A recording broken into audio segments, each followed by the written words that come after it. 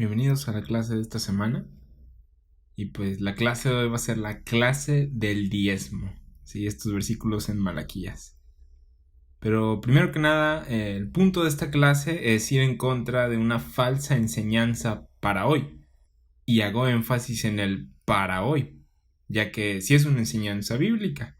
Pero bueno, esta clase no fue hecha pensando en alguien en especial o en algo en especial, o sea, en un predicador, un pastor, en una iglesia en especial, ya que reconozco que la gran mayoría de las personas que creen en el diezmo como ley y lo enseñan de esa manera, lo hacen ignorando la división correcta de la palabra y el cambio que el misterio de Cristo ha traído. También reconozco que hay personas, pues, que sí son avaras y que se aprovechan del ignorante. Pero bueno, en esta clase vamos a estar viendo los diezmos. Sí, vamos a cubrir uno de los versículos más populares para manipular a las personas a dar diezmo. Sí, el hacerlo una ley. Vamos a hablar de esta ley de diezmos dada específicamente a Israel. Y digo esto porque la enseñanza de hoy acerca del diezmo es que des 10% de tu ingreso, cuando lo que vemos en Malaquías 3:8 es la palabra diezmos. Así es, oíste bien, diezmos plural, porque hay más de uno. Bajo la ley había varios diezmos que se daban, y vamos a hablar un poco más de esto en un ratito más. Pero posiblemente digas, oh no, otra clase controversial. Y sí, pero sé que es una que va a liberar a las personas cuando la oigan con un corazón abierto y verifiquen los versículos, estudien la palabra y la entiendan. Pero bueno, es importante que veamos estas cosas porque estos son versículos que se usan fuera de contexto para poner a la gente bajo la ley, ¿sí? Y manipularlos para que den por miedo a ser maldecidos o por motivos egoístas. El dar de esta dispensación, el dar con gracia o por gracia, no es una ley. Es bueno ser generoso, mas no es un requisito para ser bendecido. Nuestra bendición es aparte de nuestras obras. Fuimos bendecidos con toda bendición espiritual en Cristo en los lugares celestiales. Efesios 1:3. Pero bueno, en un ratito más vamos a llegar a estos versículos. Ahorita vamos a comenzar con el versículo 5 que no tocamos en la clase pasada de Malaquías. Ahora, como recordarás, asumiendo que recuerdas la clase pasada, en la clase pasada pues hablamos del regreso del Señor, de los mensajeros del Señor. Y en Malaquías 2:17 se hizo la pregunta, ¿dónde está el Dios de justicia? Y en Malaquías 3, versículos del 1 al 6, habla de cómo sí va a regresar el Dios de justicia, Dios, y lo va a hacer en juicio, y que habrá un mensajero que viene delante de él. Cubrimos las conexiones entre Malaquías 3:1-2 y Juan el Bautista en el ministerio terrenal de Jesús. Malaquías 3, del 4 al 5, hablan del juicio que el Mesías va a derramar sobre Israel cuando regrese, y esto debido a sus pecados. Y Malaquías 3:5 dice, y vendré a vosotros para juicio. Esto es opuesto a estar distante de ellos. Él va a estar ahí y va a traer juicio, ¿sí? Va a estar cercano a ellos para traer juicio. Dice, y seré pronto testigo contra los hechiceros y adúlteros. Y esto del pronto testigo tiene que ver con él siendo un juez justo, no posponiéndolo más. Él juzgará prontamente porque es algo incorrecto. No hay objeciones válidas contra su juicio.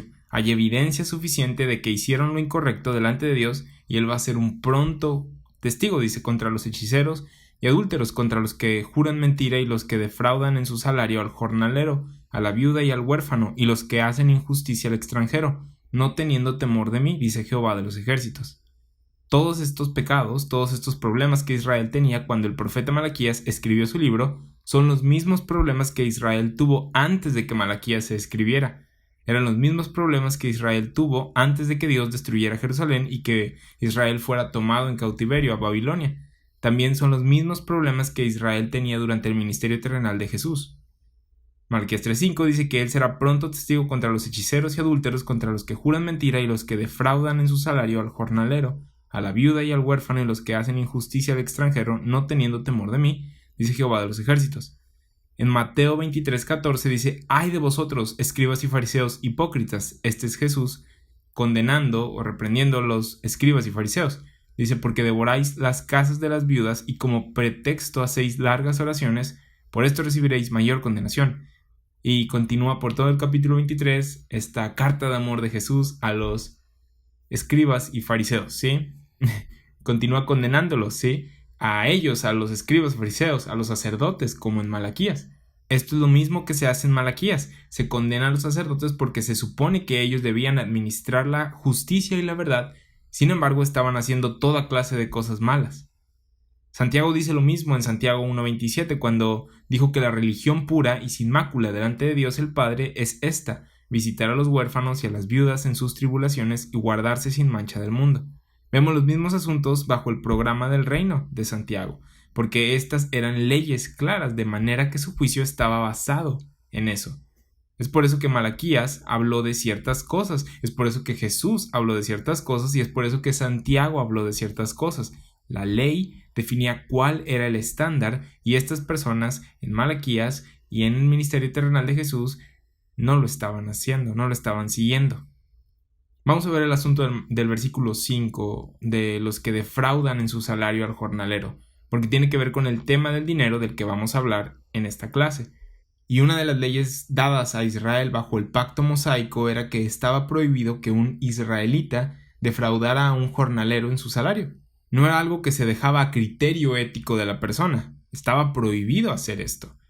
Ahora, hoy vemos que la gente toma esto y dice que se trata de los jefes no pagándoles beneficios o primas vacacionales o no permitiendo sindicalizaciones o los ricos humillando a los pobres, pero no se trata de esto. Y podemos saber esto porque la Biblia define lo que significa defraudar a un jornalero. Según Deuteronomio 24, 14, 15, defraudar u oprimir al jornalero es que el que contrató al trabajador o al jornalero no le está pagando lo acordado.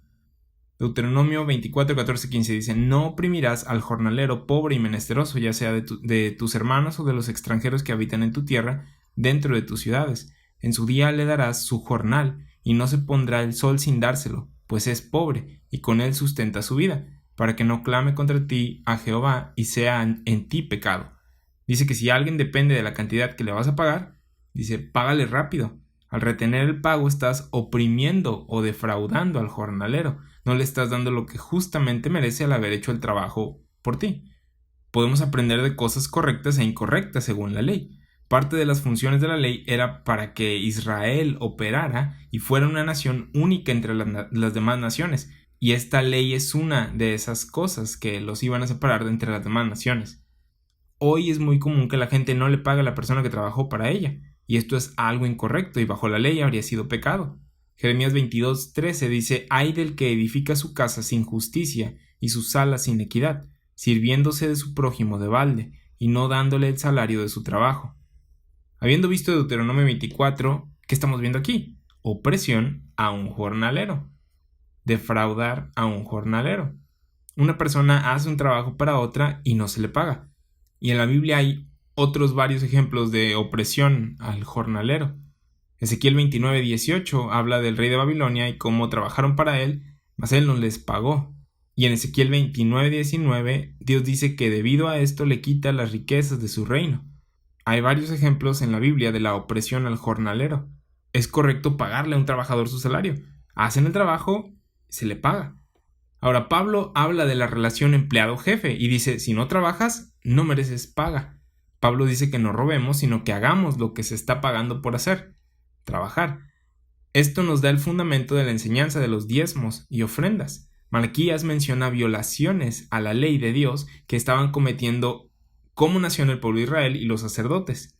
Él no solo estaba viendo a la nación y diciendo: qué mal están. No, Malaquías estaba viendo la ley, los estaba viendo a ellos y los estaba juzgando por la ley y decía: ustedes están quebrantando este mandamiento y este de aquí y este de acá y aquel que está por acá.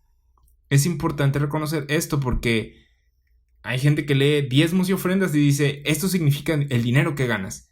Y no podemos, o bueno, no debemos nada más sacar una definición de la manga así como así.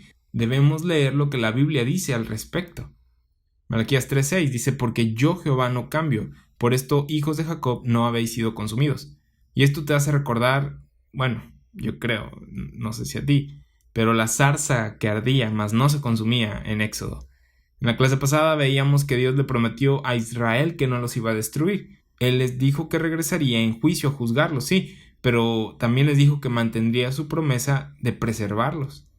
Malaquías 3:7 dice: desde los días de vuestros padres os habéis apartado de mis leyes y no las guardasteis. Acabamos de hablar de una de estas leyes, de las cientos que había en la ley dada a Israel. Y continúa diciendo aquí en Malaquías: volveos a mí y yo me volveré a vosotros, ha dicho Jehová de los ejércitos.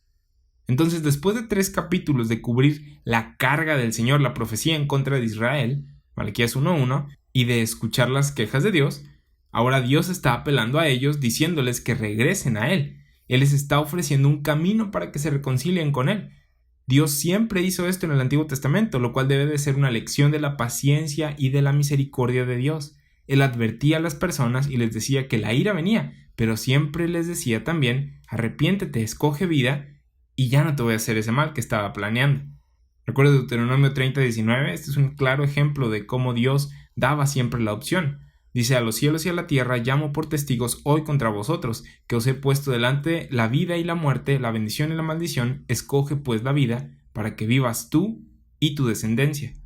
Dios les estaba diciendo a estas personas de las que hemos leído que habían hecho cosas muy malas, les está diciendo: vuelvan a mí, regresen a mí. Dios les estaba dando la oportunidad de que regresaran a Él. Debido a su pecado estaban alejándose del pacto, alejándose de Dios, pero si ellos cambiaban su mentalidad, se arrepentían y andaban según lo que Dios había dicho, según la ley, estarían acercándose a Dios en lugar de alejarse de Él. Por eso es que les dijo: volveos a mí.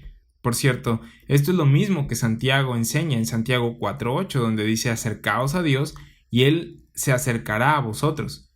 Esa no es doctrina para nosotros. Y la razón por la que digo esto es porque, número 1, no estamos bajo un pacto. Efesios 2, versículos 11 y 12 dice que éramos llamados sin circuncisión por la llamada circuncisión, que estábamos lejos de Dios, sin esperanza en el mundo, sin Cristo. ¿Sí? No es que en un tiempo estuvimos cerca de Dios, nos alejamos y volvimos. Nosotros no teníamos acceso a Dios, no estábamos cerca de Dios. En el pasado el gentil tenía que ir a Dios mediante Israel. Israel había sido escogido para estar cerca de Dios. Ellos eran los únicos que podían alejarse de Dios y volver a Él. El gentil ya estaba lejos de Dios. Entonces, en Malaquías, Dios le dice a esta gente que vuelva a Él, que regrese a Él. Y es lo mismo que Santiago les dice a las 12 tribus de Israel: acercaos a Dios y Él se acercará a ustedes. ¿Por qué? Porque aparentemente se estaban alejando de Él. Y este acercamiento a Dios tiene que ver con su obediencia a los mandamientos de la ley. Mucha gente trata de espiritualizar esto de acercarse a Dios y decir: esto de acercarse a Dios significa que clames por Él, que lo busques, que ores, que levantes las manos durante la alabanza y adoración. No. Había una definición en la Biblia de lo que significaba para Israel acercarse a Dios, y tiene que ver con su obediencia a los mandamientos que Dios les dio a ellos. Si no seguían las instrucciones del pacto, se estaban alejando de Dios, y si seguían las instrucciones del pacto, se acercaban a Dios. De hecho, las ofrendas y los sacrificios, el trabajo del templo, era lo que los acercaba a Dios. Esto porque Dios habitaba en el lugar santísimo, así que al estar ahí en el templo estaban físicamente más cerca de Dios. Pero también mediante esos sacrificios que hacían en el templo, ellos se acercaban a Dios al expiar por sus pecados. Ese era el sistema. Ahora, desafortunadamente, la gente piensa acerca del cristianismo en esos términos y dicen: si voy a este edificio voy a estar más cerca de Dios, si me siento más cerca del púlpito voy a estar más cerca de Dios, si diezmo voy a estar más cerca de Dios. Y así es como mucha gente percibe el cristianismo. Y esto no es un sistema religioso en el que Dios está, como en el Antiguo Testamento, en el lugar santísimo, o bueno, poniéndolo hoy en día, habitando en la plataforma o por el púlpito, y si te acercas a eso, te acercas a Dios. No, esto es muy diferente a la revelación del misterio de la que habla Pablo. Esta revelación dice que el misterio entre los gentiles es Cristo en ti, la esperanza de gloria, Colosenses 1:27. Si Cristo está en ti por lo que Cristo hizo en la cruz, cuando te sales del edificio de la iglesia, ¿sigue en ti o se queda? Sigue en ti. Y esto es parte de la información del misterio de Cristo. Lo impresionante es que Cristo, siendo Dios, está en ti, y no solo esto, sino que tú en Él. Y estas son buenísimas noticias, porque ¿cómo afecta esta información a las palabras acércate a Dios cuando sabes que tú eres el templo del Espíritu Santo? A donde vayas tú, va el templo y va el Espíritu Santo. No tienes que ir a un templo físico porque tú eres el templo. Y esto es diferente a Malaquías 3:7, donde les dice: vuelvan a mí, porque se han alejado.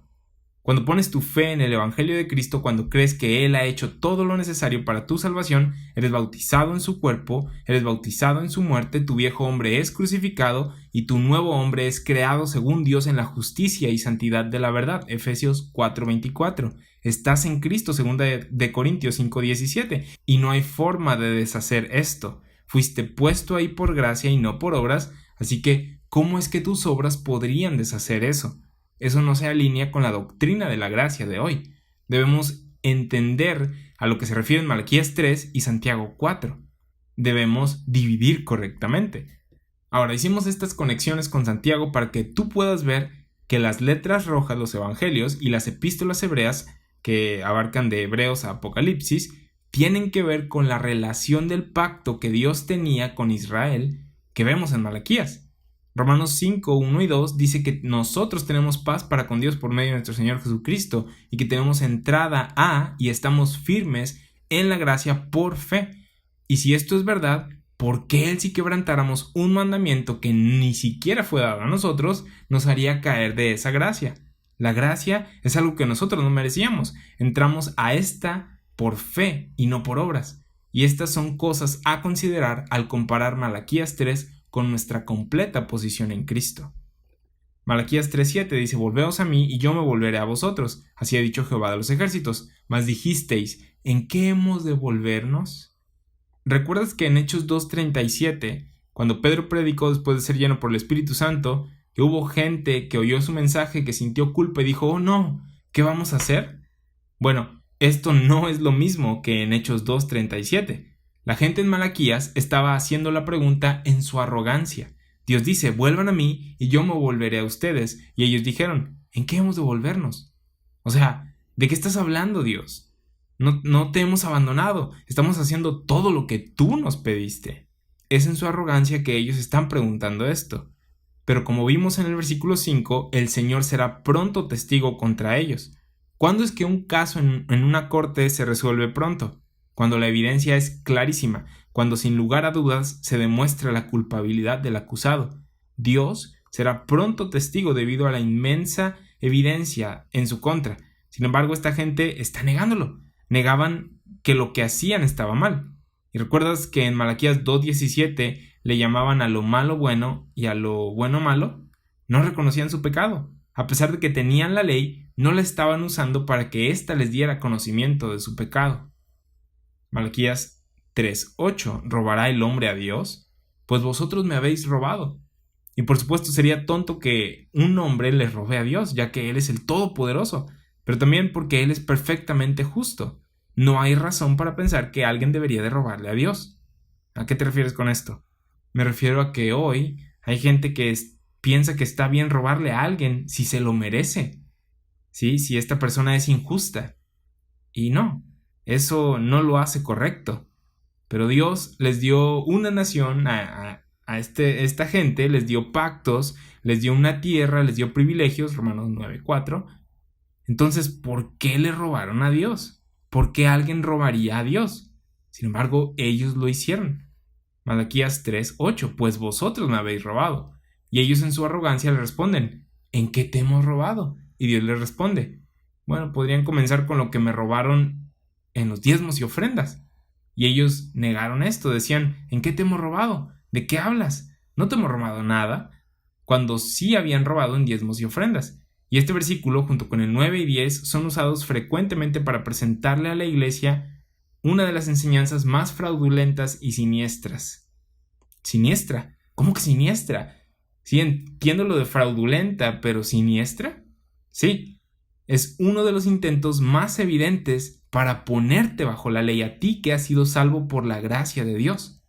Los diezmos como mandamiento son una enseñanza de la ley. Los únicos lugares en la Biblia en los que no estaban bajo la ley ni siquiera eran un mandamiento, con Abraham, con Isaac y Jacob. Así que es insidioso que haya gente que enseñe esto de Malaquías 3:8-10 y diga: debido a estas escrituras estás obligado a pagarle un diezmo a Dios. Eso no es cierto, no es un buen estudio bíblico. Sin embargo, hay gente que es reconocida como líderes cristianos que enseñan esto, porque de otra forma, dicen unos, ¿cómo van a pagar las cuentas? Cuando se ve que la enseñanza del diezmo como ley es falsa, muy probablemente esta pregunta se levanta. Bueno, y entonces si no lo piden el diezmo, ¿cómo van a pagar las cuentas? Y para responder esta pregunta, te hago una pregunta. ¿Cómo pagas tú las cuentas? Pues con dinero, obviamente. Sin embargo, muchas personas piensan que si no se le hace manita de puerco a las personas en nombre de un mandamiento divino, no van a hacer el bien. Esta es una mentalidad que dice, si los remuevo de debajo de la ley, se me van a alocar, le van a dar vuelo a la hilacha, no van a querer ser generosos. Y este es un entendimiento equivocado de la gracia. La gracia nos enseña a vivir justamente, Tito 2, 11, 12. La gracia nos enseña que el pecado fue muerto en la cruz. La gracia nos enseña que nuestro viejo hombre ha sido juntamente crucificado con Cristo, Gálatas 2, 20. La gracia nos enseña que somos nuevas criaturas en Cristo. Todo lo viejo ha quedado atrás, he aquí todo es hecho nuevo, 2 Corintios 5, 17. La gracia no enseña que la puerta ya se abrió para que puedas salir y pecar todo lo que quieras. Eso no es lo que la gracia es. Sin embargo, cuando le hablas a alguien de la gracia, éste responde, ¿estás diciendo que ahora está bien asesinar, engañar y robar? No. ¿Cuándo dije eso? ¿De dónde sacas esa idea? Es lo mismo con el diezmo. Hay personas que no quieren liberar a las otras personas de la ley del diezmo por temor a no recibir un salario, por temor a no poder pagar las cuentas. Y ahorita vamos a hablar un poquito más acerca de esto, de la generosidad. Pero este versículo dice que le estaban robando a Dios en diezmos y ofrendas, ¿sí? Ahora, diezmos y ofrendas se utiliza hoy en día refiriéndose a dinero. Sin embargo, debemos ser mejores estudiantes de la Biblia que eso. Y esto también me lo digo porque yo pensaba que se refería a dinero. Y no dice aquí que le habían robado dinero. No dice que le habían robado mediante sudar o generosidad. Dice diezmos y ofrendas. Y nosotros lo hemos convertido en dinero, cuando así no lo define la Biblia. Los diezmos y ofrendas eran animales y producto de la tierra, granos, aceite, etc.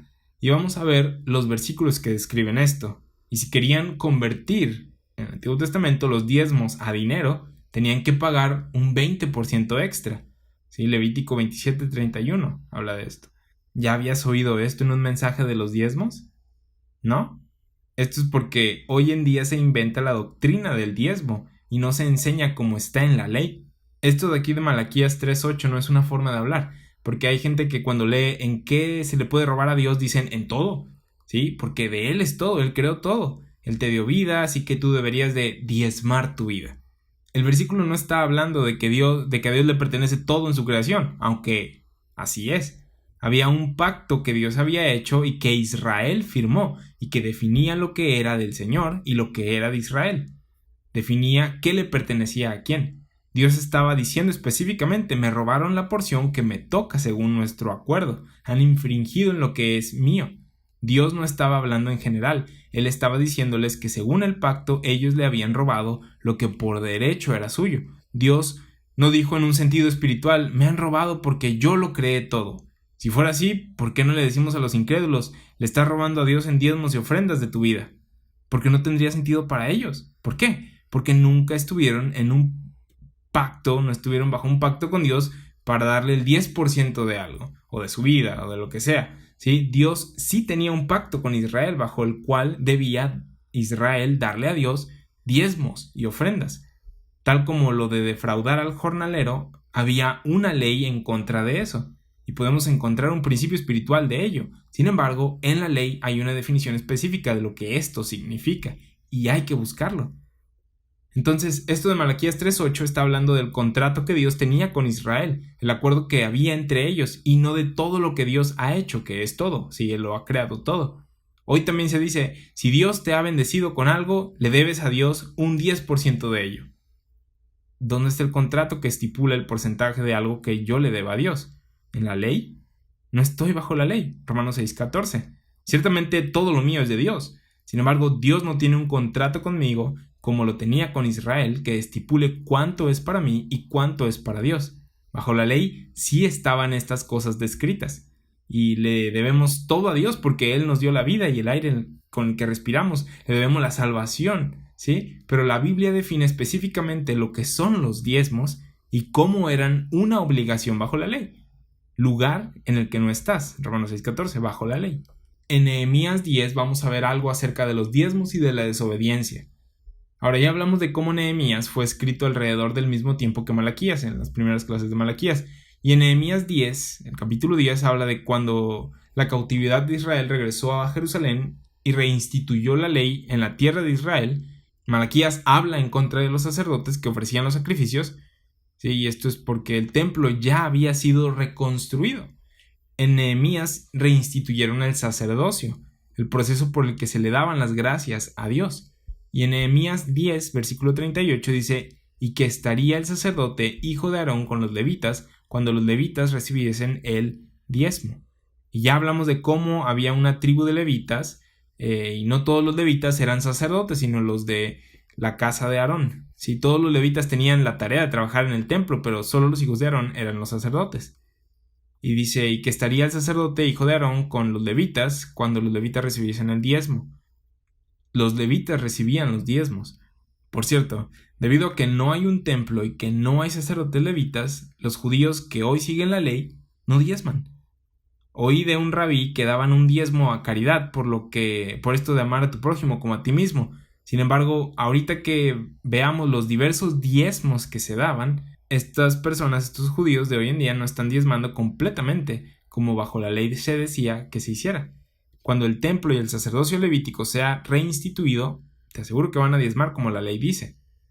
Ahora, esto te hace preguntarte, ¿por qué los cristianos entonces enseñan el diezmo cuando ni siquiera son judíos, cuando no hay un templo y cuando no hay un sacerdocio levítico? Buena pregunta, ¿no? Dice que estaría el sacerdote, hijo del Aarón, con los levitas cuando los levitas recibiesen el diezmo, y que los levitas llevarían el diezmo del diezmo a la casa de nuestro Dios. Ahorita hablamos más acerca de esto, pero los levitas recibían el diezmo y daban el diezmo de eso, ¿sí? A la casa de nuestro Dios, a las cámaras de la casa del tesoro. Los levitas tomaban el diezmo a las cámaras de la casa del tesoro, y vamos a volver a ver esto en Malaquías 3:10, cuando hable acerca del alfolí. El alfolí es un lugar donde guardaban cosas, comidas, y de hecho si buscas en un diccionario lo que significa alfolí vas a ver que es un almacén de comida. Y que un sinónimo de alfolí es granero. Ahí guardaban los diezmos, ¿sí? Nehemías 10:39 dice: porque a las cámaras del tesoro han de llevar los hijos de Israel y los hijos de Leví la ofrenda del grano, del vino y del aceite. ¿Qué hay en estas cámaras del tesoro? ¡Dinero! ¡Dinero! No, ahí nos está diciendo grano, vino, aceite. Tú puedes ver esto en los campos, ¿sí? Ahí guardan la comida, en el almacén, en el alfolí, en el granero. Dice: y allí estarán los utensilios del santuario y los sacerdotes que ministran, los porteros y los cantores, y no abandonaremos la casa de nuestro Dios. ¿Cómo es que no abandonaban la casa de Dios? Proveyendo para ella. Ponía a personas ahí para que la trabajaran, a los levitas, y ponían ahí lo que Dios decía que pusieran. Ponían los diezmos para que hubiera comida ahí, y así la gente que trabajaba en la casa de Dios tuviera comida que comer. Ahora, si nos vamos a Nehemías capítulo 13, si entre el capítulo 10 y el capítulo 13, Nehemías se había ido de ahí un tiempo, y lo que encontramos es que después de que ya se había reinstituido el templo y después de que se habían reinstituido el sacerdocio y las tareas de los sacerdotes, Nehemías regresa y se da cuenta de que no estaban haciéndolo bien. De hecho, las mismas cámaras del tesoro en las que se supone que debían de estar guardando las cosas para la casa de Dios, se las habían dado a su gobernante pagano. Le dijeron: tú puedes vivir aquí, a su príncipe, como veíamos en el capítulo 1. Así que este gobernante pagano estaba viviendo en las cámaras del tesoro que se supone debían estar llenas de la comida para la gente trabajando en la casa de Dios, los levitas. Este era un problema. Nehemías 13, versículos 4 al 6 dice: y antes de esto el sacerdote Eliasib, siendo jefe de la cámara de la casa de nuestro Dios, había emparentado con Tobías y le había hecho una gran cámara en la cual guardaban antes las ofrendas, el incienso, los utensilios, el diezmo del grano, del vino y del aceite, que estaba mandado dar a los levitas, a los cantores y a los porteros, y en la ofrenda de los sacerdotes. Mas a todo esto yo no estaba en Jerusalén. Nehemías está diciendo: este tipo le dio las cámaras a Tobías, pero yo no estaba ahí cuando esto pasó. Nehemías 13, 6 al 8. Mas a todo esto yo no estaba en Jerusalén, porque en el año 32 de Artajerjes, rey de Babilonia, fui al rey, y al cabo de algunos días pedí permiso al rey para volver a Jerusalén, y entonces supe del mal que había hecho Eliasib por consideración a Tobías. haciendo para él una cámara en los atrios de la casa de Dios, y me dolió en gran manera, y arrojé todos los muebles de la casa de Tobías fuera de la cámara. Nehemías se molestó y echó fuera todos los muebles de Tobías. Dijo: vamos a limpiar este lugar. Vamos a continuar. Nehemías 13, 9 al 10. Dice: y dije que se limpiasen las cámaras, e hice volver allí los utensilios de la casa de Dios, las ofrendas y el incienso. Encontré asimismo que las porciones para los levitas no les habían sido dadas. Nota esto: las porciones de los levitas no les habían sido dadas. ¿Por qué? Porque la cámara o el alfolí estaba vacío. Alguien estaba viviendo ahí. Aparentemente no les estaban dando a los levitas lo que era por derecho suyo. Y ese era un problema según la ley. Estaban quebrantándola. Nehemías 13:10. Encontré asimismo que las porciones para los levitas no les habían sido dadas, y que los levitas y cantores que hacían el servicio habían huido cada uno a su heredad. ¿Qué no la ley dice que el obrero es digno de su salario, aunque no fuera levita? ¿Qué no la ley dice que si contratas a alguien le pagues? Sí. Ya hablamos acerca de esto hace ratito, en el versículo 5. Cuando no se hace esto, se está defraudando u oprimiendo al jornalero.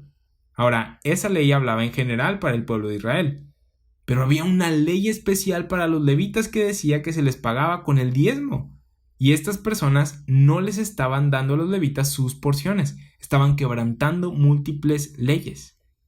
Nehemías 13:11. Entonces reprendí a los oficiales y dije: ¿por qué está la casa de Dios abandonada? ¿Recuerdas cómo se abandonaba la casa de Dios? No dando los diezmos y ofrendas. Nehemías 13:11-12. Entonces reprendí a los oficiales y dije: ¿por qué está la casa de Dios abandonada?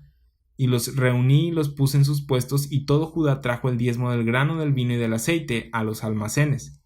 Nehemías, ¿qué hizo? Restableció el diezmo. Llegó y les dijo: ¿qué desorden tienen? Echó fuera a Tobías y a sus muebles, los echó de las cámaras, y va a los levitas, y esto le dijeron: no nos han pagado. Y él le responde: bueno, ahora sí. Reunió al pueblo, recogió los diezmos y los metieron en los almacenes. Nehemías 13:13. Y puso por mayordomos de ellos al sacerdote Selemías y al escriba Sadoc, y a los levitas Pedaías, y al servicio de ellos a Anán, hijo de Zacur, hijo de Matanías, porque eran tenidos por fieles, y ellos tenían que repartir a sus hermanos.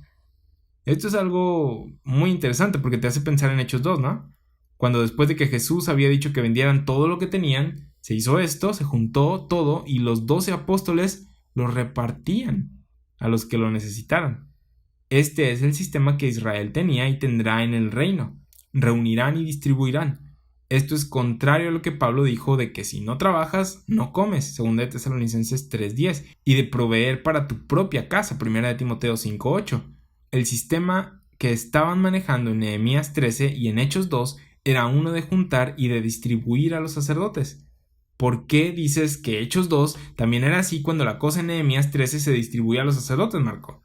Porque el grupo de Pedro, el remanente de Israel, se supone que era lo que Dios planeó que Israel fuera. ¿Qué es esto? Una nación de sacerdotes. Pedro dice esto en su primera carta, 1 de Pedro 2:9. Mas vosotros sois linaje escogido, real sacerdocio, nación santa, pueblo adquirido por Dios, para que anunciéis las virtudes de aquel que os llamó de las tinieblas a su luz admirable.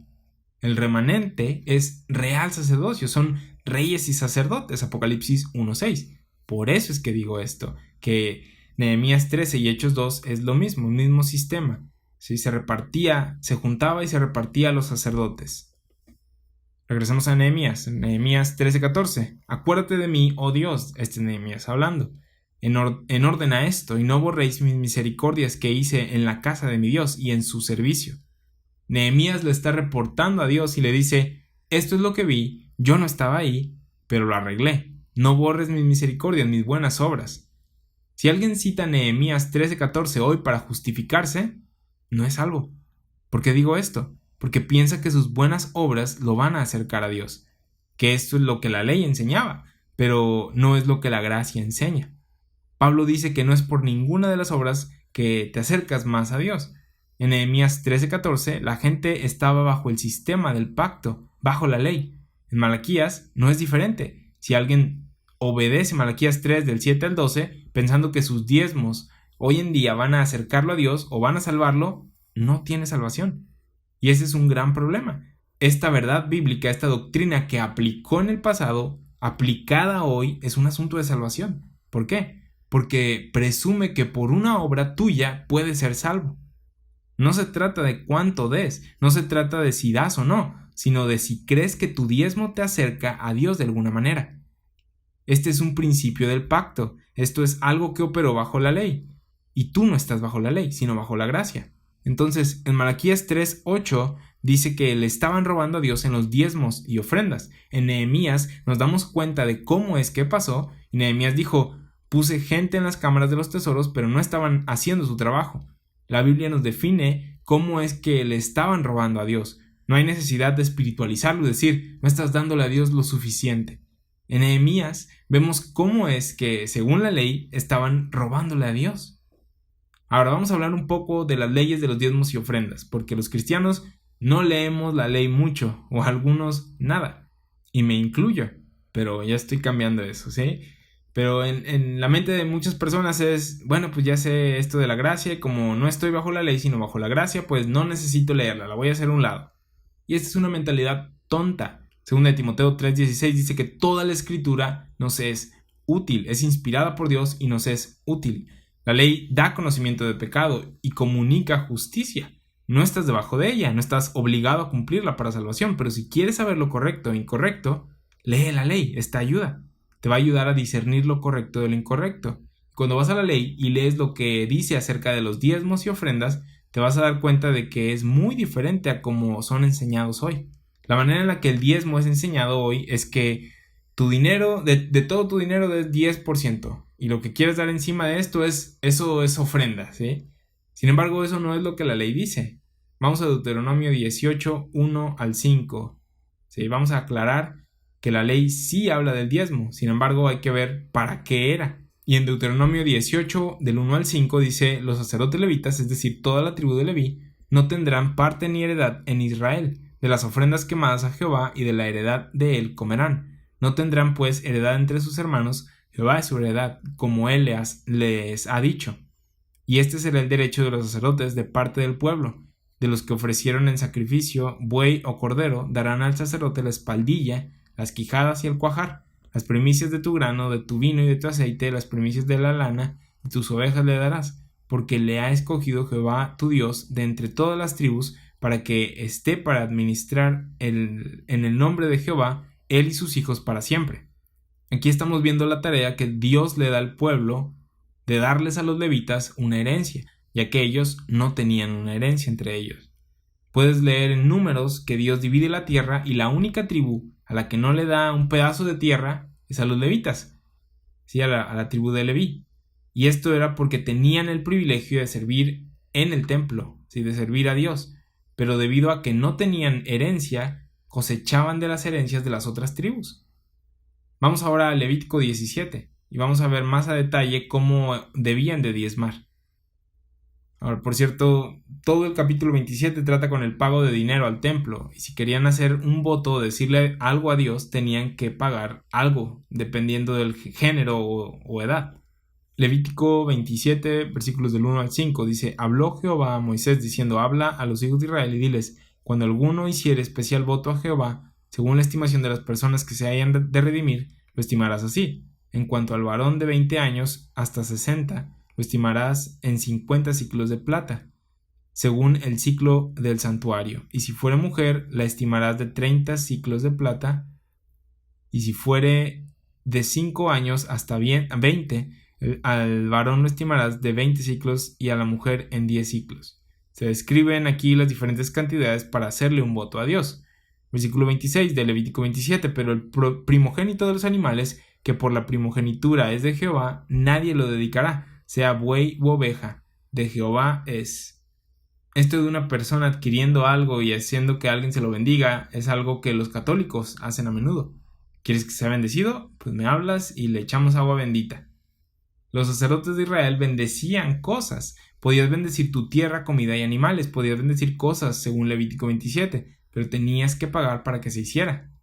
También esto lo hacen algunos católicos.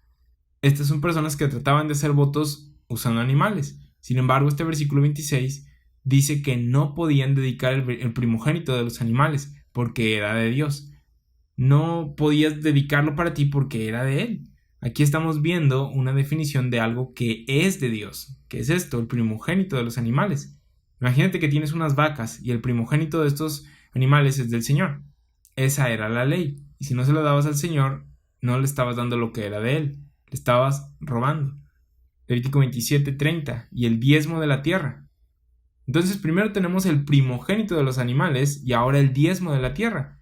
Dice: así de la simiente de la tierra como del fruto de los árboles de Jehová es cosa dedicada a Jehová. Aquí tenemos otra definición de lo que es de Dios. En Malaquías 3:8 dice: me han robado. Y ellos preguntaron: ¿en qué? Y Dios responde: en diezmos y ofrenda.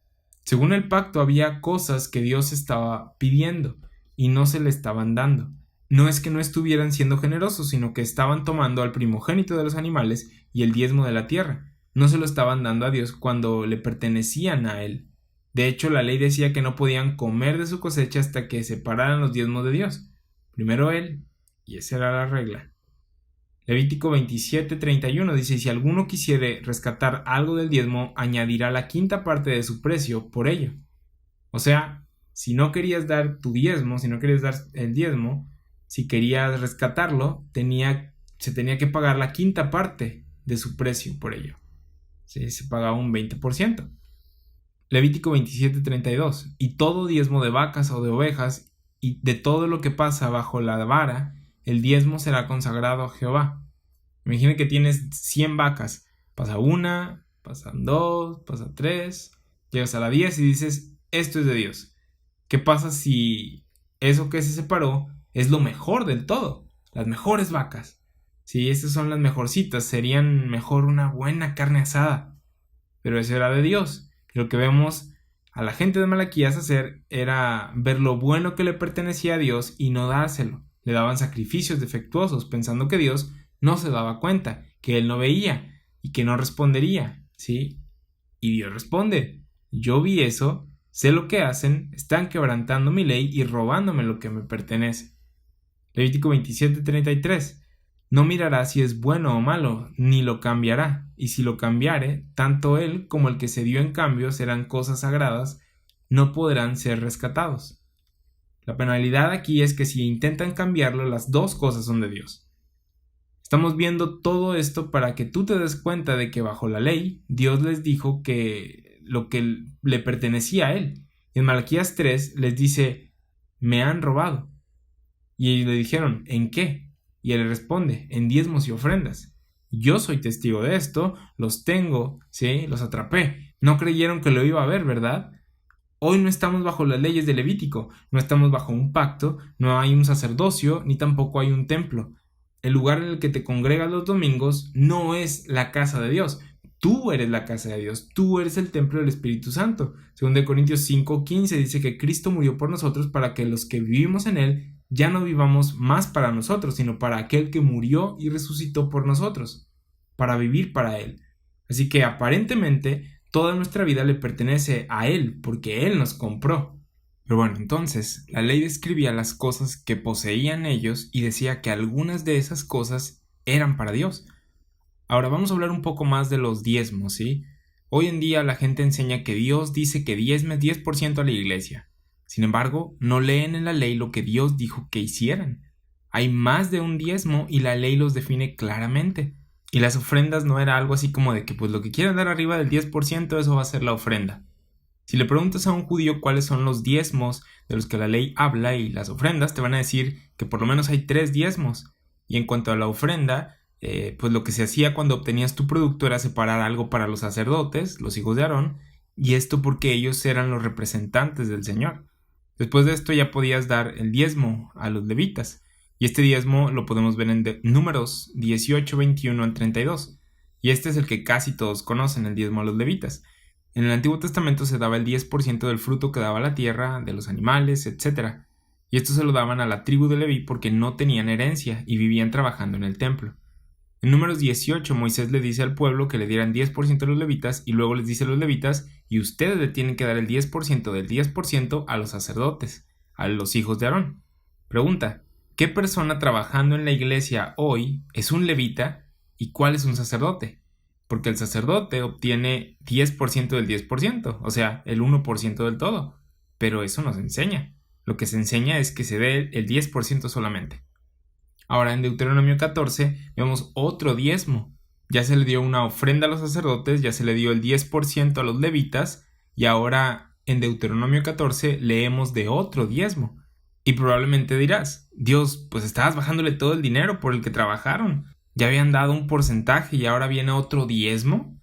Pero vas a ver que está interesante. Sí, vamos a comenzar a leer en Deuteronomio 14, versículo 22. Dice, indefectiblemente diezmarás todo el producto del grano que rindiere tu campo cada año.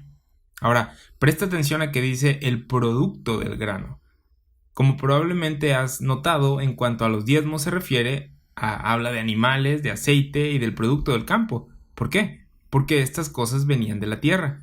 Y como Dios lo creó, pues podía decir, eso es mío. El herrero que trabajaba el metal no tenía granos que diezmar. Había otras cosas que él podía ofrecer, pero no eran estos diezmos que hablan específicamente de aceite, animales o granos.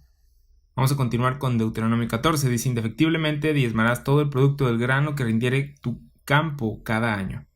Plantabas el grano o semilla, había una cosecha de la semilla y de eso se sacaba el diezmo. ¿Qué pasaba si tenías una mala cosecha? Si no había mucha cosecha, se daba menos diezmo. Estaba relacionado a la cosecha que se diera de la tierra, que por cierto estaba atado a su obediencia al pacto. Dios les dijo en Deuteronomio 28 que si obedecían el pacto haría que sus cosechas fueran abundantes. Así que la cantidad de diezmo dependía de su obediencia al pacto. Asumo que tú trabajas o trabajabas para una compañía o empresa en la que tu sueldo depende de gente que no es salva, incluso tal vez gente que ha rechazado a Dios. Y si viviéramos bajo la ley, al ellos desobedecerla, pues la compañía no prosperaría y tu sueldo sería menor. Israel vivía en una tierra que según su obediencia a la ley, Dios la haría prosperar e incrementar, y el diezmo hacía esto, lo incrementaría. Así funcionaba en Israel bajo la ley. No es así como funciona hoy. Deuteronomio 14, 22 al 23 dice, indefectiblemente diezmarás todo el producto del grano que rindiere tu campo cada año, y comerás delante de Jehová tu Dios en el lugar que él escogiere para poner allí su nombre. Este punto es crucial para los judíos de hoy en día. Ellos saben esto porque dice que comerán delante de Dios en el lugar que él escogiera para poner su nombre. ¿Y dónde es este lugar? ¿Dónde escogió Dios poner su nombre? ¿Dónde estaba el templo? En Jerusalén. ¿Y hay un templo ahí? No, hay una mezquita, un lugar de adoración musulmana, y los judíos dicen, yo no voy a diezmar en una mezquita musulmana. No diezman y están en lo correcto al no hacerlo. Se supone que debían de diezmar en el lugar que Dios había escogido. Ahí era donde llevaban los diezmos, y este lugar no era la iglesia, sino el templo que estaba en Jerusalén. Ahí llevaban los diezmos. ¿Los diezmos de qué? Ahí te dice, el diezmo de tu grano, de tu vino y de tu aceite, y las primicias de tus manadas y de tus ganados. Y también los ingresos de tu trabajo, sea cual sea el dinero. No, eso no dice. Se especifica qué es lo que se diezmaba. Si no tenías manadas y ganados, no pagabas este diezmo. Seguimos leyendo. Para que aprendas a temer a Jehová tu Dios todos los días. Deuteronomio 14:24 dice, y si el camino fuere tan largo que no puedas llevarlo por estar lejos de ti, el lugar que Jehová tu Dios hubiera escogido. ¿Cómo que muy lejos? Hay cientos de iglesias cerca de nosotros, ¿no? Está hablando del templo en Jerusalén. Había un lugar que Dios había escogido para llevar el diezmo, y era posible que a algunos les quedara muy lejos y dijeran, pues no quiero llevar todo este ganado hasta allá. Así que estamos viendo una excepción aquí en la ley de que si no querías llevar todo este diezmo hasta el lugar que Dios había escogido, porque estaba muy lejos, dice en el versículo 25, entonces lo venderás y guardarás el dinero en tu mano y vendrás al lugar que Jehová tu Dios escogiere, en este caso Jerusalén. Aquí dice que si no querías llevar todo esto porque te quedaba muy lejos, lo podías convertir en dinero y entonces podías ir al lugar que Dios había escogido. Hoy se enseña que lleves tus diezmos a la iglesia, y si les pides que te den capítulo y versículo de donde dice en la Biblia que la iglesia es el lugar que Dios escogió para que llevasen los diezmos y ofrendas de grano, vino, aceite y manadas, no lo hay. No hay versículo, no hay capítulo. La iglesia no es el lugar que Dios escogió para que se llevasen los diezmos. Dios no escogió Ciudad Victoria, Tamaulipas, para que traigas tus diezmos hasta acá, y así todas las naciones puedan llamar Ciudad Victoria bienaventurada.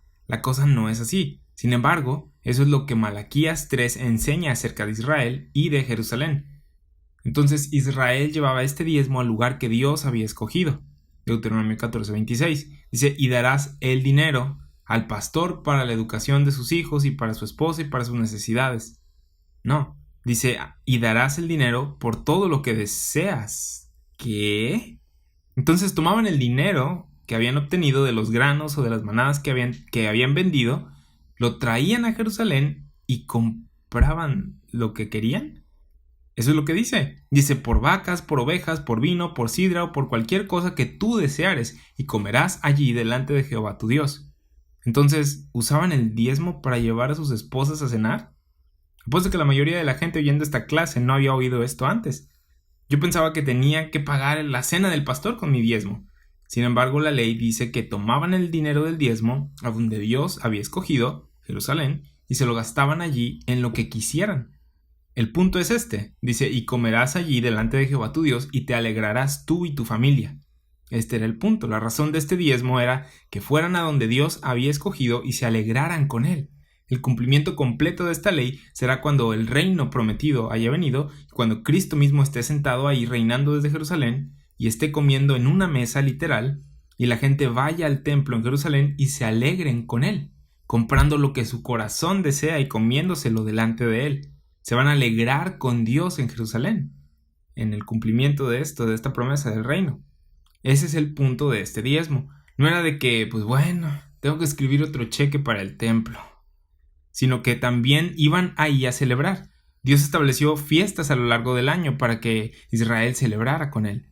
Y este es el segundo diezmo. Ya vimos la ofrenda que se le daba a los sacerdotes, a los hijos de Aarón, el primer diezmo a los levitas, del que ellos le daban el diezmo a los sacerdotes, a los hijos de Aarón. Después de este está un segundo diezmo que llevaban cada primer, segundo, cuarto y quinto año a Jerusalén y gastaban en comida y en bebida o en lo que quisieran. Y en Deuteronomio 14:27 dice: y no desampararás al levita que habitar en tus poblaciones, porque no tiene parte ni heredad contigo. Se les daba el 10% a los levitas, se les daba a los sacerdotes que estaban en el templo en Jerusalén. Pero ¿qué pasaba con los levitas que vivían en las ciudades de estas personas que viajaban a Jerusalén? No todos los levitas estaban en Jerusalén trabajando en el templo. Y no desampararás al levita que habitar en tus poblaciones, porque no tiene parte ni heredad contigo. Bajo la ley estaba el templo en el que trabajaban los levitas, pero también había diferentes ciudades esparcidas alrededor de Israel. Estas estaban habitadas por los levitas, y dice que los levitas que estaban en sus ciudades no tenían una herencia, así que, Deuteronomio 14:28, al fin de cada 3 años sacarás todo el diezmo de tus productos de aquel año y lo guardarás en tus ciudades. Eso es interesante, ¿no? Porque acabamos de hablar de cómo el segundo diezmo se daba cada primer, segundo, cuarto y quinto año. Era llevado a Jerusalén de una forma u otra, ya sea que llevaran el ganado o grano hasta allá o lo cambiaran por dinero y lo gastaban allá.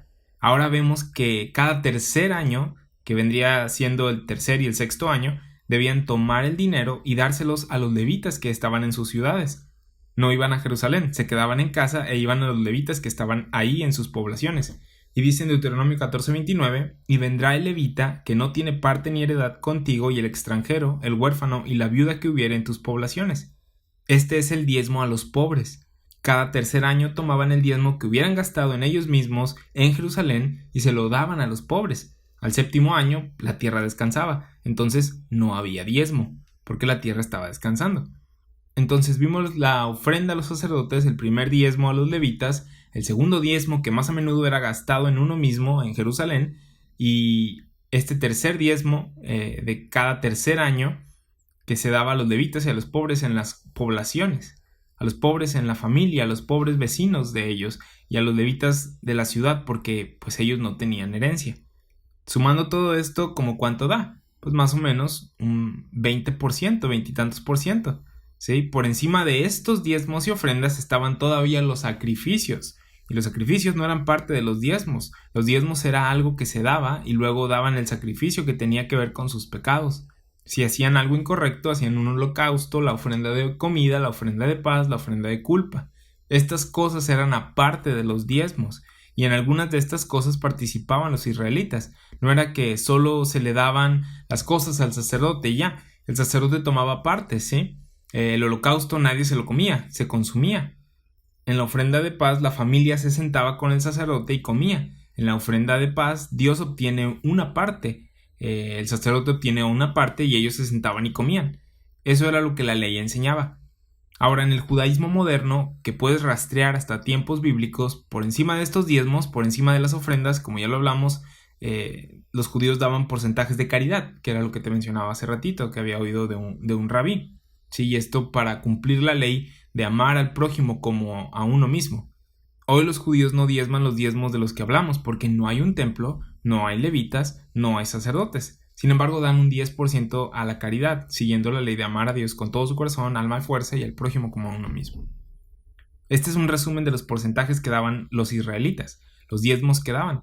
Entonces vimos que las personas en Malaquías 3 estaban robándole a Dios mediante los diezmos y ofrendas. Y ya hablamos de los diezmos y un poco de las ofrendas. Ya vimos cómo es que le robaron a Dios en los diezmos y ofrendas. El alfolí o las cámaras de los tesoros estaban vacías y tenían a un gobernante pagano viviendo ahí. Y en el siguiente versículo Dios les dice: malditos sois con maldición, porque vosotros la nación toda me habéis robado.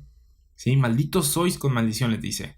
Que recordemos, esto no es algo que sucedió así como así. Tenían la ley que les decía lo que iba a suceder. En Malaquías 2, versículos 1 y 2, vimos que Dios les dijo a los sacerdotes que les enviaría maldición y que maldeciría sus bendiciones si no oían y se arrepentían de no estar haciendo bien sus deberes sacerdotales y estar quebrantando sus pactos matrimoniales. Aquí dice: malditos sois con maldición, porque vosotros, la nación toda, me habéis robado. Esta maldición estaba definida en la ley, como lo mencionábamos. La ley decía que si no la obedecían, ¿qué iba a pasar? Serían maldecidos. Las maldiciones que la ley decía que sucederían, le sucedieron. La mala aplicación de este versículo es lo más malvado de la enseñanza del diezmo hoy en día. Y no estoy hablando del dinero, no se trata del dinero. ¿Sí? Si solo se tratara del dinero, pues se puede decir: pues bueno, esa persona es muy avara. Hay mejores maneras de recaudar dinero, ¿sí? Y probablemente ahí quedaría la cosa. Porque sí se necesita dinero. El dinero se utiliza para pagar cuentas, para reunirse en un edificio con ciertas comodidades. Hay lugar para el dar ahora. Sin embargo, el mal uso de Malaquías 3:9 es lo más malvado de la enseñanza del diezmo.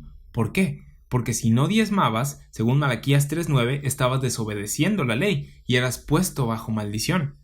Eso, aplicado hoy, es ofensivo para mí. Es ofensivo para el Evangelio, es ofensivo para la sangre de Cristo, porque Él ha comprado con su sangre una posición completa por gracia para mí, en la que estoy firme y a la que tengo entrada por la fe. Romanos 5, 1, 2. Y donde nada me puede volver a poner bajo maldición. Y la gente que enseña Malaquías 3:9 para hoy dice: estás bajo maldición. Y les preguntas: ¿qué? ¿Cómo? ¿En qué te basas? Y te citan Malaquías 3:9. Y ni siquiera van al Nuevo Testamento, se van en Malaquías. Y esa enseñanza es horrible para hoy, es contraria al Evangelio, va más allá de solo el dinero. El mayor problema con esta enseñanza no es el dinero, sino la maldición bajo la cual ponen a las personas. Gálatas 3:10 dice: porque todos los que dependen de las obras de la ley están bajo maldición. Si dices que alguna de esas leyes es un requisito que tengo que cumplir, me pusiste bajo maldición. No puedo cumplir la mejor de estas leyes, amar a Dios con todo mi corazón, alma y mente.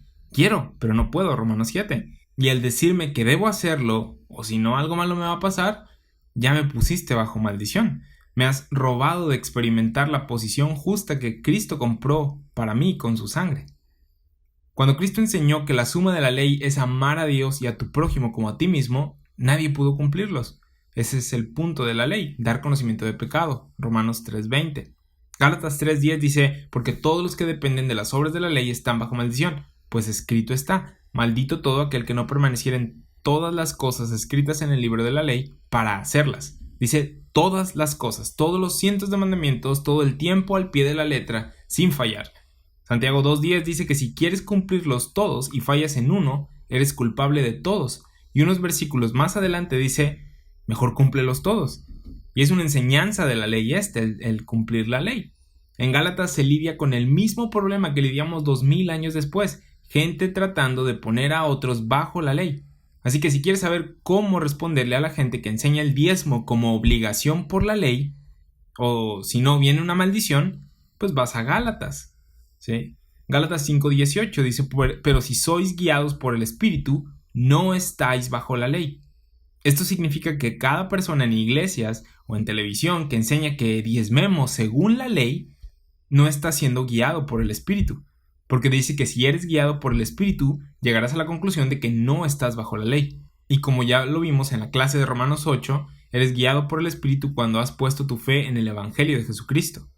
Efesios 1:13 dice que cuando haces esto eres sellado con el Espíritu Santo de la promesa. Desde ahí en adelante tu vida debe ser guiada por el Espíritu, según la revelación que el Espíritu ha inspirado en la palabra de Dios, según la línea o propósito que el Espíritu ha dejado en la Biblia para que lo leas y lo sigas. Ahora, puedes tú decidir andar conforme al Espíritu o no andar conforme al Espíritu. El Espíritu Santo te mete al cuerpo de Cristo cuando crees y tu vida la vives escogiendo seguirlo a Él o no. Entonces, si eres guiado por el Espíritu, no estás bajo la ley. Gálatas 5:18. Romanos 6:14 dice que no estamos bajo la ley, sino bajo la gracia.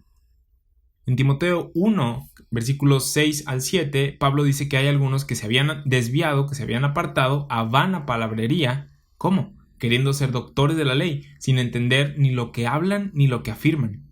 Y no puedo pensar en un mejor versículo para describir a los que enseñan el diezmo como obligación de la ley para hoy que este. No entienden lo que hablan ni lo que afirman.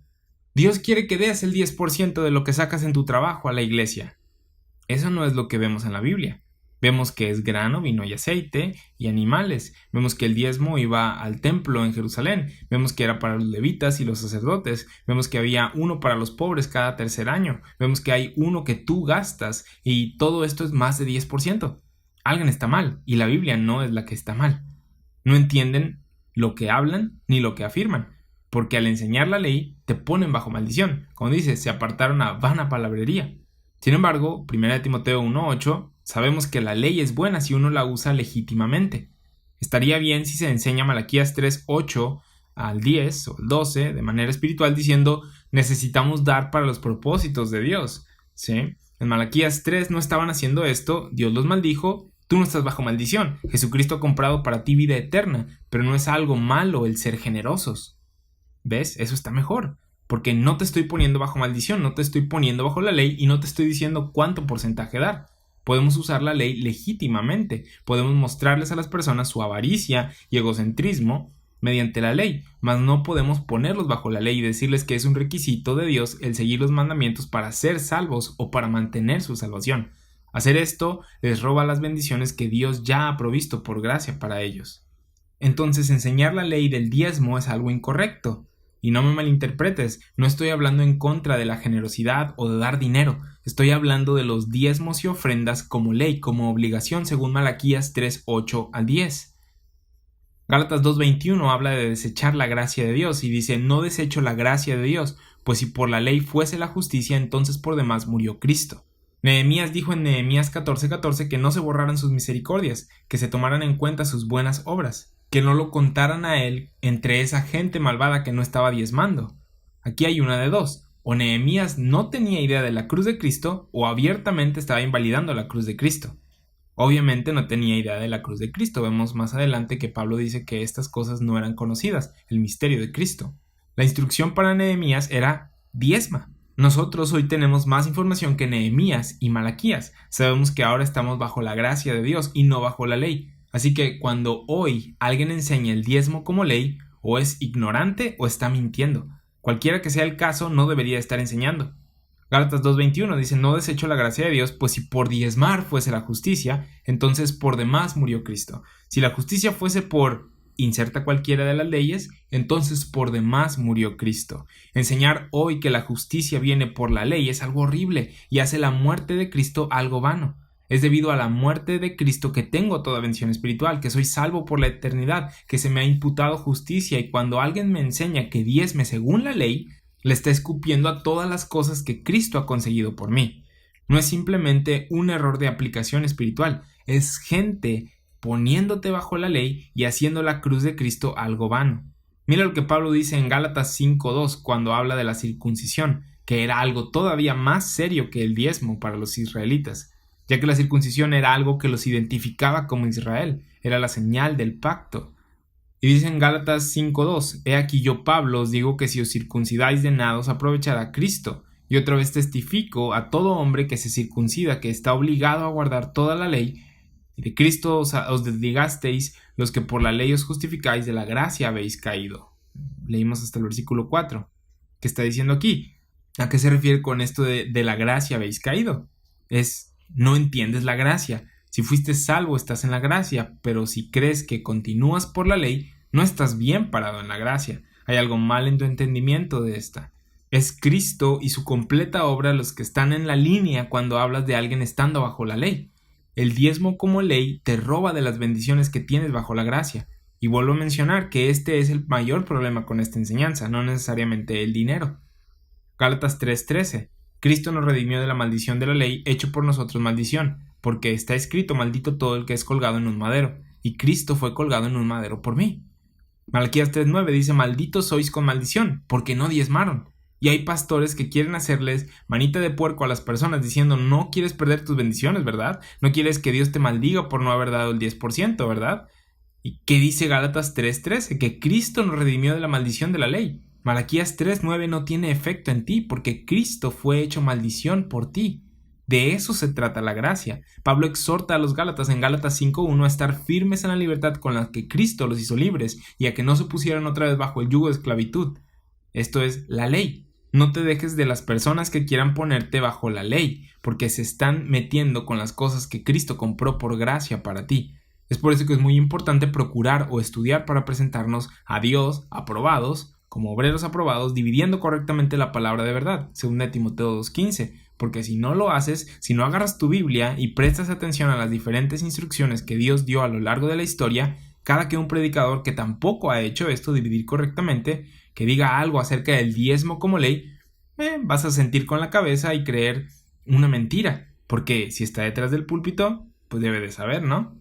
Romanos 5:1 dice que tenemos paz para con Dios por medio de nuestro Señor Jesucristo, así que la maldición de Malaquías 3:9 no tiene efecto en ti. Tú tienes toda bendición espiritual, Efesios 1:3. Cristo ha comprado para ti un lugar de libertad de la ley y sus maldiciones un lugar de libertad del pecado. Sin embargo, hay gente que dice: esta persona solo habla de la gracia y promueve el egoísmo, la avaricia y el pecado desenfrenado. No quiere que la gente dé. Y ya hemos hablado de esto. La gracia no enseña avaricia, la gracia no enseña egocentrismo, la gracia no enseña que peques. En Gálatas 6:6 vemos que la gracia no incluye la licencia para ser egoísta. Esto es lo que sucede cuando la gente oye la gracia, lo asocia con apertura de prisiones para que los criminales salgan y hagan todo lo que quieran, cuando en realidad Dios mató a ese criminal, a tu viejo hombre, lo crucificó y dijo: voy a resucitar a alguien nuevo, nuevo hombre, a ti en Cristo. A ese es el que deja libre. Gálatas 6:6 dice: el que es enseñado en la palabra, haga partícipe de toda cosa buena al que lo instruye. ¿De qué está hablando? De comunicar financieramente, recompensar a los que enseñan correcta doctrina. ¿Sabías que Pablo tiene mucho que decir acerca del dar y dar a los que enseñan? En 1 Corintios capítulo 9 versículo 11 Pablo habla del dar y dice: si nosotros sembramos entre vosotros lo espiritual, ¿es gran cosa si segáremos de vosotros lo material? Si otros participan de este derecho sobre vosotros, ¿cuánto más nosotros? Pero no hemos usado de este derecho, sino que todo lo soportamos. Pablo no utilizó este derecho con ellos. ¿Por qué? Por no poner ningún obstáculo al evangelio de Cristo. Y esto es algo en lo que los que enseñan tienen que tener cuidado, porque al mirar la condición del país y cómo mucha gente está batallando, al mirar la corrupción del país, los fraudes financieros, las estafas maestras, los robos, los escándalos, el crimen organizado, etcétera, etcétera, etcétera, no queremos que la gente de afuera crea que lo que se hace en la iglesia va en línea con aquellos métodos fraudulentos para obtener dinero, ¿verdad? Así que no se le pone un obstáculo al evangelio de Cristo al enseñar el diezmo como ley o pedir cantidades de dinero para ir a predicar a un lugar, o si no me los dan, pues no voy. Eso no está bien. Estamos para comunicar el evangelio gratuitamente. ¿Existe el derecho de cegar lo material al haber enseñado cosas espirituales? Sí. 1 Corintios 9, 11 y 12 lo dice, pero Pablo dice que no menciona esto para ejercer su derecho, sino para demostrar un punto. Versículo 13. ¿No sabéis que los que trabajan en las cosas sagradas comen del templo y que los que sirven al altar del altar participan? Acabamos de leer de los levitas y cómo ellos vivían en el templo y los sacerdotes obtenían el 10% de los diezmos. Pablo está usando la enseñanza del diezmo para comunicar generosidad. Sin embargo, él no los pone bajo la ley o les dice que es un requisito. Él estaba hablándoles de cómo dar por gracia, con gracia. Primera de Corintios 9, 13, 14. ¿No sabéis que los que trabajan en las cosas sagradas comen del templo y que los que sirven del altar participan? Así también ordenó el Señor a los que anuncian el Evangelio que vivan del Evangelio.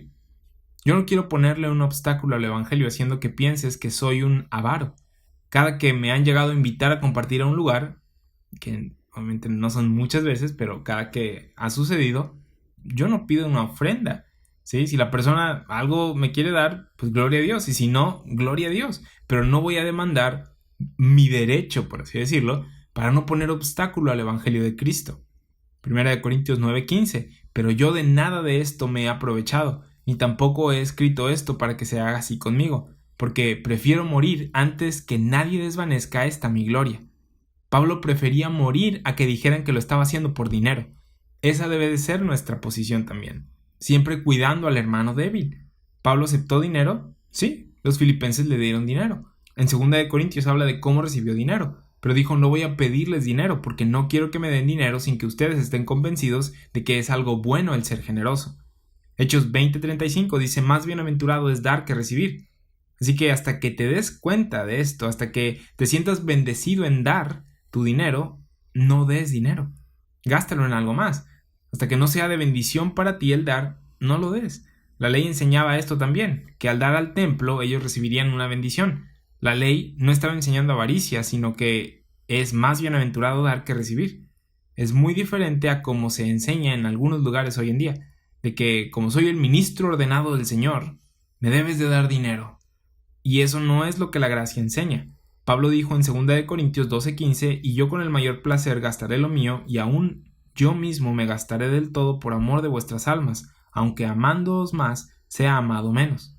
Pablo decía que gastaría hasta el último centavo suyo con tal de que las personas crecieran en gracia, de que crecieran en el conocimiento de Cristo. Así es como debemos de operar nosotros bajo la gracia. En Malaquías 3:9 dice que Israel le había robado en los diezmos a Dios. Estaban robando a Dios y se estaban robando a sí mismos ellos también. ¿Cómo? Porque el 10% era dado a los pobres de Israel. Entonces, al no darlo, se estaban dañando a sí mismos también. Además de que afectaban sus cosechas, porque eso era lo que decía la ley. Malaquías 3:10: trae todos los diezmos al alfolí. Ahora, pregunta: ¿quién te dijo que el alfolí es un edificio en el 2019? ¿Dónde está el templo de Dios ahora? Si tu respuesta es está en tal calle o en tal lugar, estás equivocado. Tú eres el templo del Espíritu Santo hoy. Cómete tu propio dinero. Pablo dice esto cuando habla de que proveas para tu propia casa y que si no provees para tu casa eres peor que un incrédulo. 1 Timoteo 5:8. Dice: trae todos los diezmos al alfolí y hay alimento en mi casa. ¿Cuál era su casa? Israel, el templo en Jerusalén. ¿Por qué debe de haber alimento en la casa de Dios?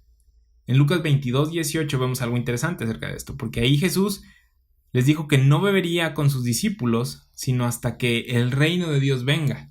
Lucas 22:18: porque os digo que no beberé más del fruto de la vid hasta que el reino de Dios venga. Después tomó pan y vino y lo bendijo, cosa que hacía el sacerdote en el Antiguo Testamento. Lucas 22:29-30: yo pues os asigno un reino, como mi Padre me lo asignó a mí, para que comáis y bebáis a mi mesa en mi reino, y os sentéis en tronos juzgando a las 12 tribus de Israel. Los nombres de quién estarán en los cimientos del muro de la nueva ciudad que descienda del cielo en el reino de Dios que vemos en Apocalipsis 21 sonó como trabalenguas, pero los nombres de quiénes van a estar en estos muros de esta ciudad que va a descender del cielo en el cumplimiento del reino de Dios, del cual puedes leer en Apocalipsis 21. Los nombres de los 12 apóstoles. ¿Sí? Jesús les dijo: vamos a comer juntos en mi mesa cuando el reino de Dios venga. No es una mesa espiritual, lo leímos en Ezequiel 44 en la clase pasada. Es una mesa literal, es una mesa en la que Jesús se sienta y come con sus sacerdotes. Gente comerá con él en una mesa. A esto se refiere Malaquías 3:10. Para esto debía de haber comida en su casa. Y Dios dice: me han robado lo que es mío, no tengo nada que proveer para la gente de mi casa. Estaban desatendiendo, abandonando la casa de Dios, como vimos en Nehemías. Por eso es que los está maldiciendo, porque le estaban robando. Dios tiene un alfolí, un almacén, y tiene un propósito profético para él. Su casa tiene una mesa en la que comerá con sus sacerdotes y los apóstoles. Continuamos leyendo, y probadme ahora en esto, dice Jehová de los ejércitos, si no os abriré las ventanas de los cielos y derramaré sobre vosotros bendición hasta que sobreabunde. Y estoy seguro de que estás oyendo esto en tu cabeza. Este es el único lugar en el que Dios dijo, pruébame, prueba a Dios y da tu diezmo, y Dios va a derramar bendición sobre ti si haces esto. Quiero que hagas tú una búsqueda de las ventanas de los cielos en tu concordancia, y al hacerla vas a descubrir que en Génesis 7:11 dice que las ventanas de los cielos es lluvia. ¿Recuerdas el diluvio? Bueno, en Génesis 7:11 dice las cataratas del cielo fueron abiertas y que vino lluvia. ¿Sabes lo que significa la lluvia para los agricultores? Bendición. Ese era el resultado del diezmo. Vendría lluvia abundante y haría que las cosechas incrementaran. Pero Marco, en Génesis 7:11 dice cataratas y no ventanas. A mí se me hace que tú solo no quieres que yo crea que Dios hará caer dinero del cielo. La palabra hebrea usada para cataratas en Génesis 7:11 es la misma palabra hebrea usada para ventanas en Malaquías 3:10. Es la palabra arubá y su número strong es el 699. Lo buscas H699 por si quieres buscarlo y verlo por ti mismo. Pero bueno, en Génesis 7:11 las ventanas de los cielos se abrieron y vino lluvia. Y dice, y derramaré sobre vosotros bendición hasta que sobreabunde. Obviamente está hablando de dinero, ¿no? En nuestra cuenta de banco. No, está hablando de agua. Dice, y derramaré sobre vosotros bendición hasta que sobreabunde. ¿Hasta que sobreabunde? ¿Dónde? En el alfolí. Levítico 26, 3 al 11 habla de la bendición que vendría sobre ellos, sobre el pueblo de Israel, al obedecer la ley. Cosa de la que Malaquías 3:10 está hablando. Levítico 26, 3 al 4 vamos a leer. Y si anduvieres en mis decretos y guardareis mis mandamientos y los pusieres por obra, yo te daré vuestra lluvia en su tiempo. ¡Wow! La Biblia no es difícil de entender. No solo los estudiosos del hebreo y griego la pueden entender. Aquí dice que si obedecen la ley y el diezmo es parte de la ley, lluvia iba a venir. Malaquías 3:10 dice que si diezmaban, lo cual era obedecer la ley, Dios abriría las ventanas de los cielos e iban a sobreabundar de bendición. Lluvia es igual a buena cosecha, no lluvia es igual a mala cosecha. Lluvia es igual a abundancia, no lluvia es igual a escasez. En Levítico 26 estamos viendo que Dios enviaría lluvia si obedecían la ley, y la tierra rendiría sus productos y el árbol del campo dará su fruto. Levítico 26:14. Malaquías 3:11 dice, y reprenderé también por vosotros al devorador, y no os destruirá el fruto de la tierra, ni vuestra vid en el campo será estéril, dice Jehová de los ejércitos. Esto es lo mismo que leímos en Levítico 26, ¿no? Todo crecerá en plenitud, habrá lluvia y habrá buena cosecha. También dice que reprenderá al devorador. Levítico 26, 9 al 10 dice, porque yo me volveré a vosotros y os haré crecer, y os multiplicaré y afirmaré mi pacto con vosotros. Comeréis lo añejo de mucho tiempo y pondréis fuera lo añejo para guardar lo nuevo. ¿Guardar? ¿Dónde? En el alfolí, en las cámaras del tesoro, en el almacén. ¿Por qué es esto? Porque los diezmos están incrementando. No había suficiente espacio para mezclar lo viejo o añejo con lo nuevo. ¿Qué se dice? Saquen lo añejo, metan lo nuevo. Y está diciendo que siempre habría comida fresca. ¡Qué bendición!, ¿no? Y esto está hablando del reino de Dios. Todas estas cosas de Malaquías 3, los diezmos y ofrendas, las ventanas de los cielos, el alfolí y la bendición para la cual no habría lugar para contenerla, esto es el alfolí, todo se conecta, ¿sí? La ley con los profetas, con esto aquí en Malaquías. Reprenderé también por vosotros el devorador. ¿Quién es este devorador? ¡Es Hacienda! No, el devorador es definido en la Biblia y vemos un ejemplo de esto en Amós 2, 4, 5. Y aquí habla del fuego del juicio de Dios que devoraría los palacios de Jerusalén, y esto es por su desobediencia. ¿Qué pasaba si obedecían la ley? En este caso, dando los diezmos y ofrendas. Dios no enviaría su fuego y no serían devorados. Isaías 1:20 también habla del devorador siendo los enemigos de Israel devorando a espada, y aparentemente si Israel diezmaba tendrían protección de sus enemigos, y esto también estaba en la ley. Esto decía la ley que si obedecían serían protegidos, y si desobedecían serían atacados por sus enemigos. Entonces también los devoradores son los animales que vienen a comerse la cosecha. Amós 4:9 habla de la langosta devorando huertos y viñas. Dios los reprendería si ellos diezmaban. ¿Leemos en la Biblia de Dios enviando insectos a que devoren cosechas? Sí, en Éxodo 10, cuando Dios envió la plaga de las langostas, a Egipto. Y en Éxodo 10, versículos 14 al 15, vemos que subió la langosta sobre toda la tierra de Egipto y se asentó en todo el país de Egipto en tan gran cantidad como no la hubo antes ni la habrá después, y cubrió la faz de todo el país y oscureció la tierra y consumió toda la hierba de la tierra y todo el fruto de los árboles que había dejado el granizo.